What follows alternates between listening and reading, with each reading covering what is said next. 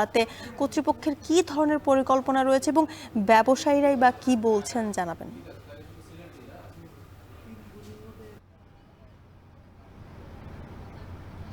জুথিকা চট্টগ্রাম বন্দর এবছর যেমন কাস্টমসের সার্ভার জটিলতা ছিল এবং রাজস্ব কর্মকর্তাদের কর্মবিরতি ছিল, এর বাইরে পরিবহন ধর্মঘট সহ বছর জুড়েই কিন্তু নানা ধরনের চ্যালেঞ্জ মোকাবেলা করেছে দেশের প্রধান এই সমুদ্র বন্দর। যেহেতু এই বন্দর দিয়ে দেশের 92% আমদানি রপ্তানি বাণিজ্য হয়ে থাকে, তাই বন্দরে কোনো ধরনের সমস্যা হলে কিন্তু সেটি পুরো দেশের অর্থনীতিতে প্রভাব পড়ে।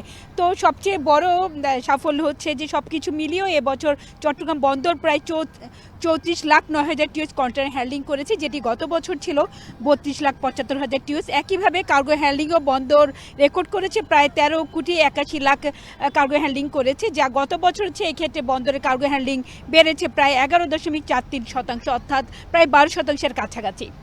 তো সব কিছু মিলিয়ে বন্দরে এবছরের বলা যায় অনেক বেশি তারা তাদের যে সক্ষমতা সেটি তারা দেখিয়েছে। তবে ব্যবসায়ীরা বলছেন এখনও কিন্তু চট্টগ্রাম বন্দর পুরোপুরি ডিজিটাল হয়নি।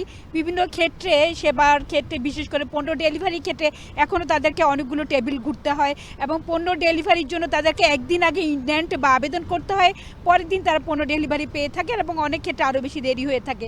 তো এক্ষেত্রে চট্টগ্রাম বন্দর এবং কাস্টমস হাউস একই নেটওয়ার্কে সংযুক্ত না হওয়া পর্যন্ত বন্দরে যে সেবার মান সেটি আসলে কতটুকু বাড়বে সেটি নিয়ে তারা সংশয়। তাই তারা বলছেন যে সিঙ্গেল উইন্ডো বা ওয়ান স্টপ সার্ভিস বলতে আমরা যেটা বুঝি যে পণ্য ডেলিভারি সব ডকুমেন্ট যখন তারা বন্দরের কাছে হস্তান্তর করবেন বা শুল্ক পরিশোধের পর যে কার্যক্রমগুলো আছে সেখানে যেন তারা আরও বেশি কম সময়ের মধ্যে যেন সেই ডেলিভারি প্রসেসটি শেষ করা হয়, সেক্ষেত্রে বন্দরকে আরও ডিজিটাল করতে হবে। তবে বর্তমানে বন্দরে অনেকগুলো ক্ষেত্রে কিন্তু তারা অটোমেশনে এগিয়ে গেছে, বিশেষ করে পেমেন্ট, গেট পাস সহ বিভিন্ন ক্ষেত্রে বন্দর তাদের যে ডিজিটাল বা অনলাইনে কাজ করা যাচ্ছে।